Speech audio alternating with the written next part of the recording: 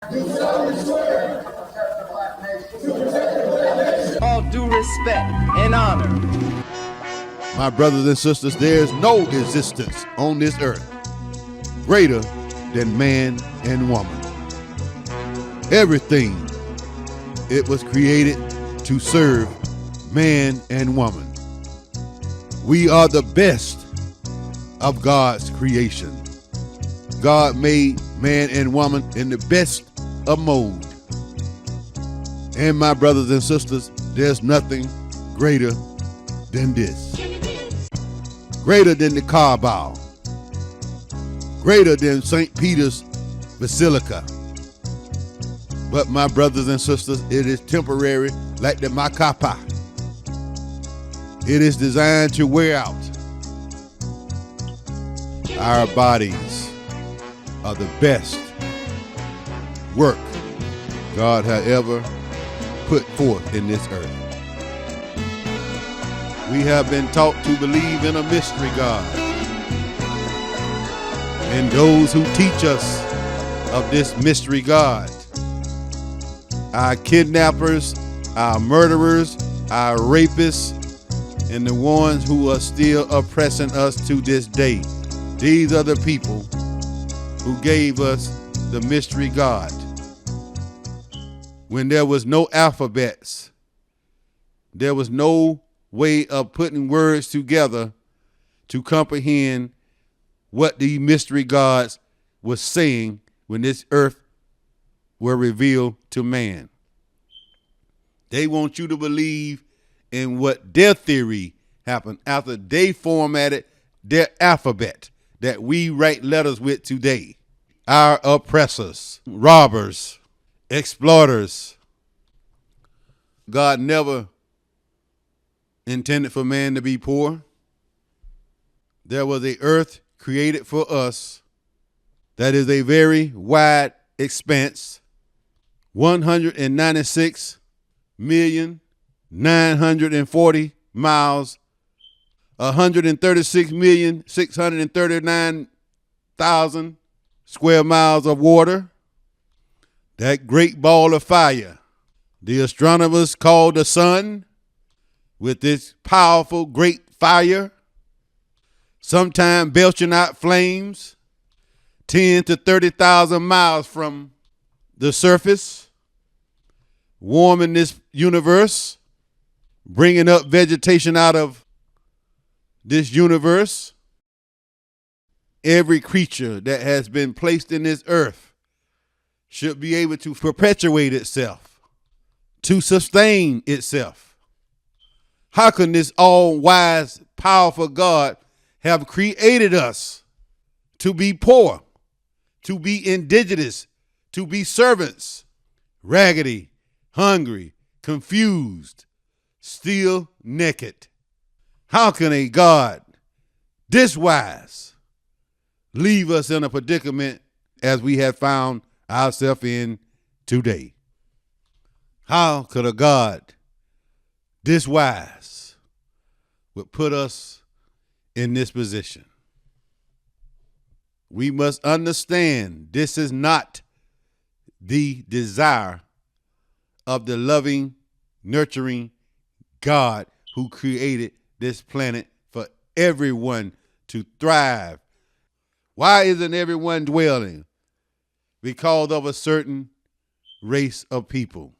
In fact, let's establish some rules now. If I say anything that you don't like, just say he ain't talking about me. Talking about somebody else. All right?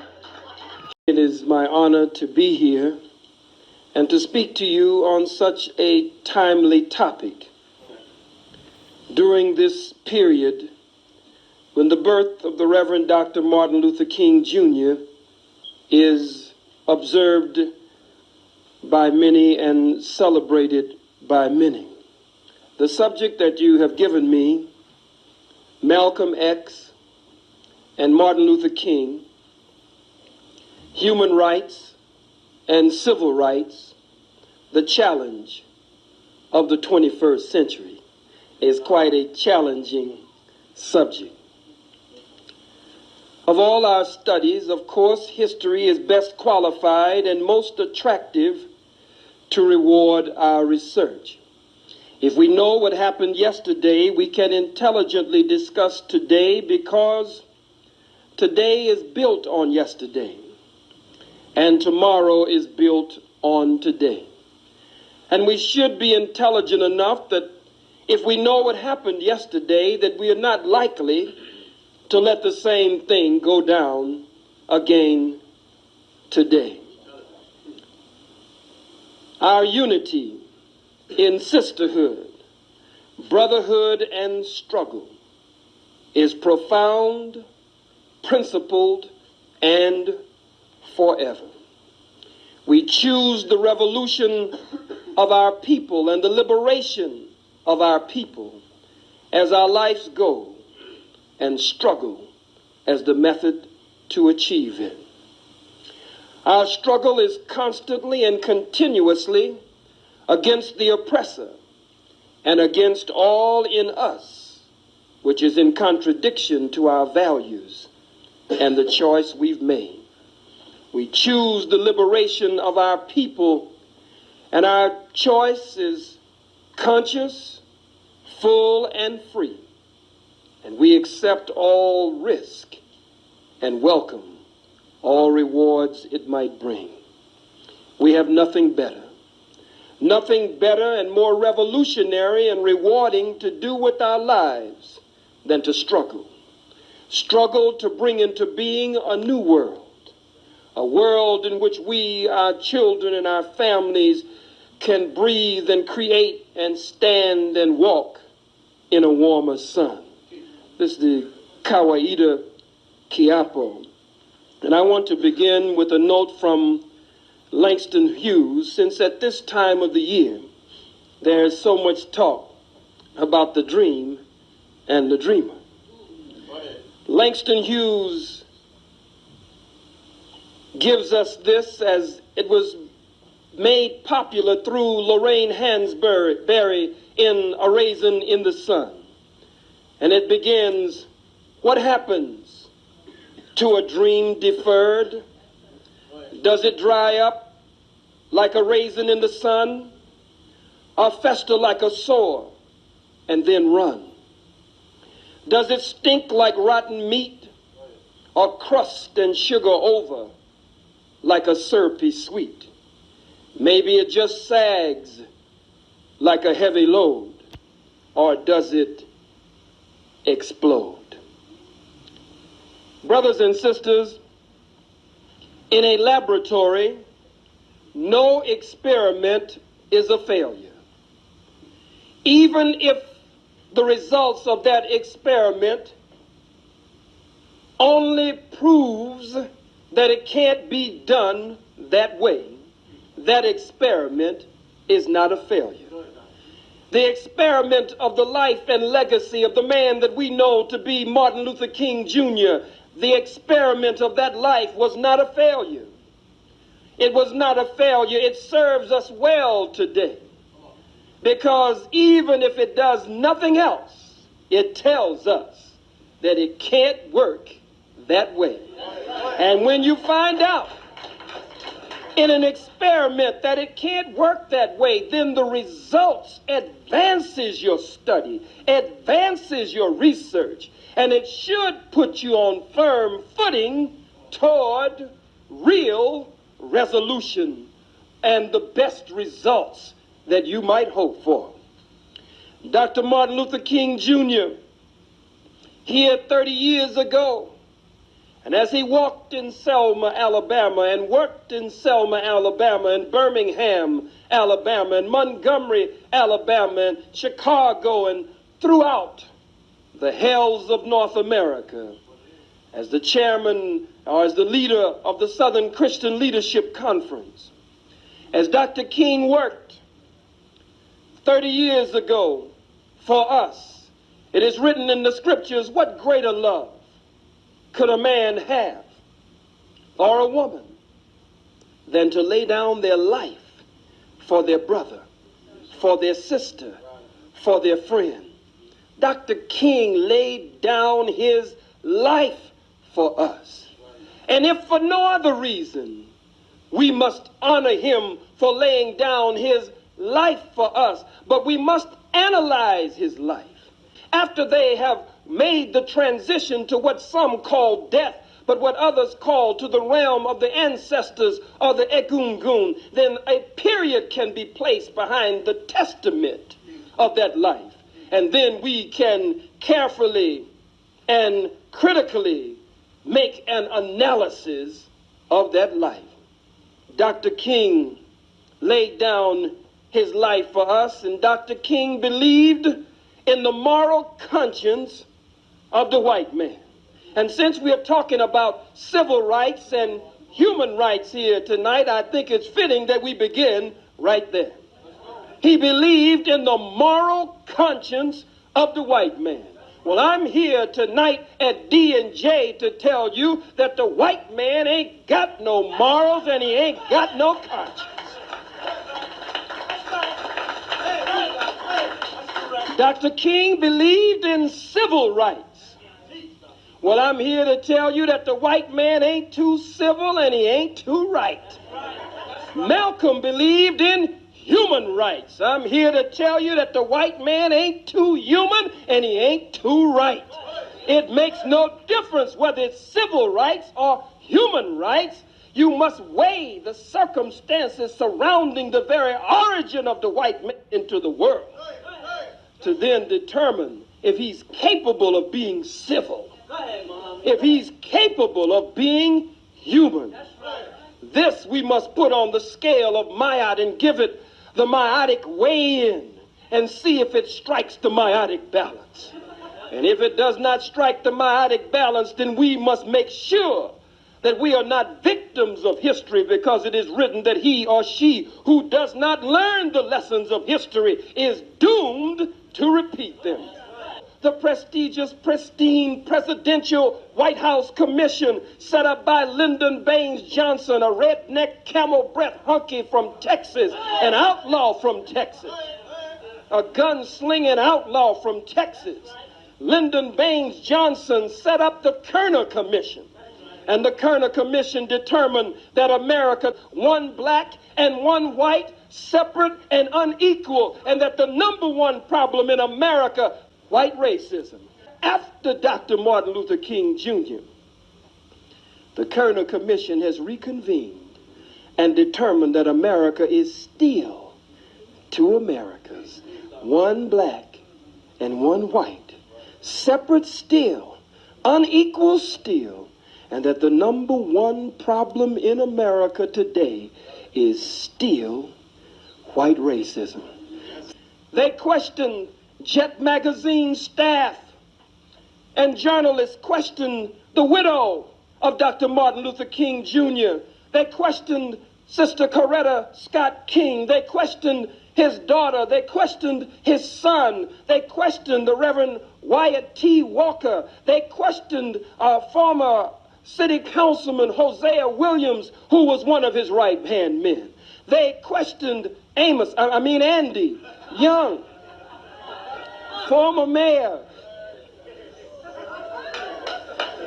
of Atlanta, Georgia, and former ambassador to the United Nations. Some of you don't have to clap for me. You say, well, he's stepping on some toes now. And I know they got that camera running, and I don't want the camera to catch me applauding, because I'm really with these folks and I'm with those folks. Nigga, you should be with the truth. Stand up for the truth. Stop dilly-dallying. Stop pussyfooting. Stop beating around the bush. Tiptoeing through the tulips. Speak the truth regardless of circumstance, and stand up on the truth from the cradle to the grave. That's your divine responsibility and duty to our people here, generations yet unborn, and to our ancestors who have gone on. That's your duty, and that's your responsibility. And so, affirmative action does not even remain a dream anymore. It's a nightmare now. A recalcitrant cold wind blowing through Congress, blowing through the Senate, blowing through the White House, whistling throughout the hells of North America, has now swept affirmative action almost but from the scene today. 30 years after the dream of the dreamer, Section 8 entitlements, quota systems that were supposed to level the playing field after people had been robbed of their names, their language, their religion, their culture, their God, their folkways, their mores, their norms, robbed of the very power of our own being. All of that is being erased today. Such measures that were supposed to be set up to level the playing field. Now you've got devils, you've got so-called Jews, imposter Jews coming up with theories and theorems on a bell curve. Other crackers saying that we are genetically inferior. Other crackers saying that we are stuck at the bottom. Other crackers saying that we are black jelly beans stuck at the bottom of the bag or the jar. Look at it. You break both of my legs, and then you call a race. Break both of my legs, and you stand, somebody working with you, stands at the starter's line, fires the starter's pistol, and you're the only one running. You break the tape, and then you turn around and criticize me because I haven't made it to the finish line yet. I'm dragging along because you've broken both of my damn legs. How could you expect me to finish? The white man breaks our legs and then has a race and then says, well, you really are intellectually inferior to me. You robbed me of my name, my language, my religion, my culture, my God, my folkways, my mores, my norms, and then you turn around and give me a goddamn test?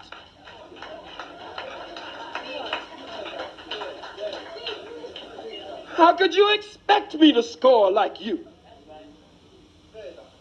A Negro sits on the Supreme Court bench named Clarence Thomas, standing always against his people and always for the enemy who put him there, married to a big dinosaur-looking white woman. Look like he going home to Jurassic Park every time he go home.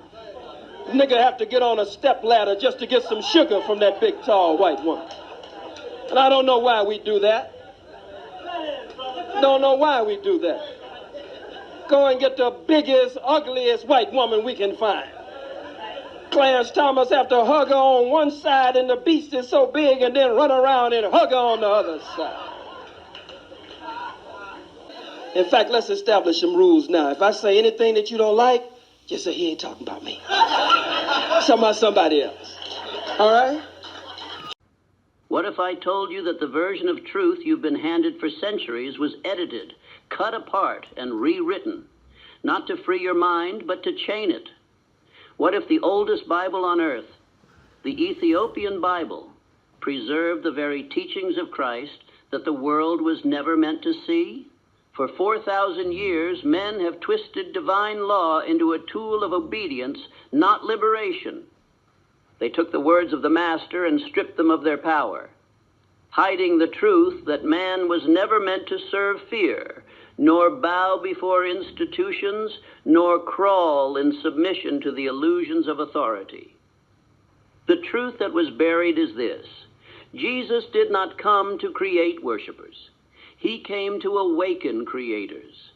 His message was not about suffering for heaven, but about mastering heaven within. He did not teach the weak to beg. He taught the strong to command. And that teaching, my friend, was dangerous, because a man who knows his oneness with infinite intelligence cannot be ruled. He cannot be bought or bribed or broken. He does not wait for miracles. He makes them. And that is why the true doctrine had to be hidden, rewritten, and buried beneath centuries of translation and fear. The Ethiopian scriptures predate your Bible. They contain books removed by kings, burned by popes, and erased by scribes. Books that spoke of man's direct communion with the infinite, of his power to think his reality into being, of his mind as the true temple of God. Do you understand what that means? It means the kingdom of heaven was never in the sky. It was in your own thought. For 4,000 years, the world has been ruled not by truth, but by fear. The same fear I wrote about when I said, fear is the tool of a man-made devil. That devil is ignorance clothed in religion, whispering that you are powerless, that salvation is bought through submission. Yet the Master said otherwise, the kingdom of God is within you. Think of it. Every empire, every priesthood, every institution that ever profited from your fear has built its throne upon the denial of that single law, that man and his maker are not separate, that the mind of man is a spark of the infinite, that every thought of faith is a command to the universe itself.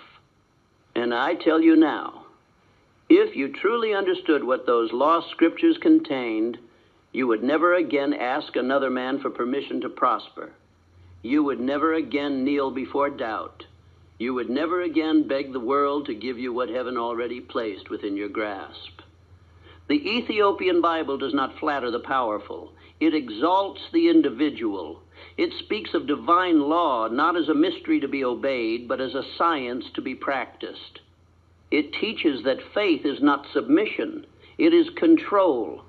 That prayer is not pleading. It is mental direction. That sin is not moral failure. It is ignorance of one's own creative power. Now, do you see why the rulers feared it? A free man cannot be taxed by fear. A thinker cannot be enslaved by lies. A believer who knows his mind is the workshop of the infinite cannot be ruled by the threats of hell or the promise of heaven. He commands both. You have lived long enough in a world that told you to be humble, to be small, to wait for permission. You were taught to believe that holiness meant poverty, that devotion meant obedience, that suffering was sacred. But the truth is this: to think, to act, to decide, to create, these are the true acts of worship. The Ethiopian Bible preserves the message that every man carries within him the image of the Creator, and that to think in harmony with that image is to perform miracles. It is the same law I have taught for decades, that what the mind can conceive and believe, it can achieve. But the world would rather you forget. The world would rather you remain a drifter, bound by fear, confusion, and doubt, instead of standing upright in your divine inheritance. For if you remembered, if you truly awakened to this truth, their kingdoms would crumble overnight. Understand this clearly. Jesus did not teach followers. He built thinkers. He taught the science of faith, how to plant a thought, water it with belief, and watch it become flesh. He showed man that the word spoken with conviction is the law of life, that the man who controls his mind controls his destiny. The Ethiopian scriptures declare it plainly, that man is not punished for his sins, but by them, that heaven and hell are not places, but states of mind, that the kingdom is not found by searching the sky, but by mastering one's own thought. And these truths were too powerful to survive unguarded. So the world was given a half-truth, a gospel of fear instead of faith, a creed of submission instead of creation. The fire of the mind was buried beneath rituals, politics, and dogma until now. But the truth cannot die. It returns in every age, disguised as a whisper in the hearts of those who dare to think. Listen closely. Every man who ever achieved greatness, Ford, Edison, Carnegie, obeyed the same law the Ethiopian Bible concealed, that the thought of faith transforms circumstance. That man, united with his purpose, becomes a channel of the divine. And the moment he decides, heaven moves. You are about to hear what the world has feared for 4,000 years, that faith is not blind belief, but deliberate creation, that God does not choose favorites, but obeys law, that your destiny is not written in the stars, but in the words you speak daily to yourself. This speech is not for the faint of heart. It is for those who are ready to reclaim what has been stolen from them, their power, their faith, their divine birthright. I will not give you religion. I will give you law, the law that Jesus practiced, that the sages preserved, that the conquerors erased, and that the Ethiopian Bible still proclaims, the kingdom of God is within you, and thought is its throne. So listen well, for these words may shake the foundation of everything you were taught to believe. They may offend the timid, they may enrage the blind, but they will set the thinker free.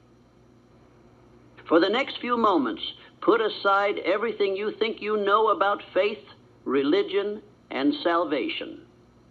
The truth has slept long enough. It is time to wake it within you. There is a kingdom not made by hands. It cannot be found in the sky, nor buried in the earth. It is not hidden in temples, nor guarded by priests. It lives within the walls of thought itself. It is the kingdom of heaven, and it begins in the mind of man. Heaven and hell are not places to which men travel after death. They are conditions of consciousness in which men dwell while alive. Heaven is mental harmony. Hell is mental confusion. Heaven is faith organized into purpose. Hell is fear turned inward until it poisons the soul. The Ethiopian scriptures preserved this truth long before it was spoken in parable. They declared that the mind is the workshop of God. And centuries later, I too came upon that same law in my confrontation with the devil, the realization that every joy or torment of man is born from his own thought. In that timeless dialogue, the adversary confessed his dwelling place. He said, I live in the minds of men who fear me. Thus I learned that the devil is not a red figure with horns, but the negative use of imagination. The devil is the picture one paints of failure, of sickness, of loss, and then believes it into form. The devil is man's own misuse of thought, and the only exorcism needed is the deliberate act of thinking rightly. The true battlefield of good and evil is not in the world of men. It is in the inner chamber of the human mind. Every war that has ever been fought was first fought in thought. Every prison built by tyrants was first built within the minds of those who believed themselves powerless. And every victory ever won was first won by one who dared to govern his own thinking. When Jesus said, the kingdom of heaven is within you, he was not speaking of clouds or golden streets. He was describing a state of consciousness, a mind so disciplined, so pure in purpose, that no fear, doubt, or indecision could disturb its peace. The Ethiopian writings preserve the same code, declaring that the spirit of man is the throne of God. I came to understand that this throne is the calm, centered mind that refuses to be ruled by circumstance. There is no external devil. There is only ungoverned imagination, thought left to wander without definite aim. The devil feeds on vagueness, on the gray mist of indecision. He thrives where men drift between belief and fear, between desire and doubt. When the mind is disciplined, when thought is definite, the devil starves. The greatest tragedy of mankind is not that men die, but that they live without governing their own minds. For centuries, organized fear has replaced spiritual law. Men were taught to bow rather than to think. They were told that salvation comes through obedience to dogma, not through mastery of self. Thus they traded the power to create for the comfort of servitude. Every age has seen the same conspiracy of ignorance, a hidden league of fear that keeps men bound to limitation. The priests of fear have many names. Some wear robes, others wear crowns, and many hold offices of respectability. They whisper the same command, do not think for yourself. And thus the great power given to man, the power to think his destiny into form, has been buried beneath centuries of superstition. I have seen how this slavery of the mind begins. First, man doubts his own thought. Then he seeks authority outside himself. At last, he becomes a beggar at the gates of heaven, pleading for what he has the power to create. This is the secret tragedy of human history. The law was never lost, only forgotten, and it has been written again and again in every sacred book. As a man thinketh, so is he. Faith, then, is not blind belief in unseen hands. It is the calm confidence of a mind in order. Faith is thought organized toward a definite end. When thought is definite, it moves the unseen forces of life into motion. When thought is chaotic, it destroys itself. Heaven is the state of a mind directed by faith. Hell is the torment of a mind ruled by fear. Fear is the only devil there ever was. It is the shadow cast by ignorance. It whispers that man is small, that he must bow, that he is at the mercy of fate. Yet fate itself is but the accumulated result of his own thinking. There is no fate for the thinker, only consequence. Consider Henry Ford, that humble mechanic who found the kingdom within. The world laughed at him. They said his vision of a motor car for every man was madness. Yet he held his thought as firmly as a sculptor holds the form in his mind before he carves it from stone. He refused to drift, refused to fear, refused to accept impossibility. And in so doing, he proved that the kingdom of heaven is not reached through prayer alone, but through the definite act of mind united with purpose. Ford found harmony within, and the outer world reshaped itself to match his vision. This same law that lifted Ford from obscurity lies within every man. Heaven is built each morning when thought obeys purpose. Hell is built each night when fear is allowed to reign. No tyrant can imprison a man who governs his thoughts. No poverty can enslave a soul that knows its own power. The gates of heaven open not through death, but through decision. The decision to think constructively, deliberately, and persistently toward one definite aim. The Ethiopian sages declared, "Guard thy thought, for it is the seed of thy world." How few obey this. The multitude allows their minds to become gardens overrun with weeds of fear, gossip, and indecision. Then they cry out that life is cruel, that fate has betrayed them, that heaven is far away. But heaven was never lost, it was neglected. The mind left unattended becomes a wilderness of torment.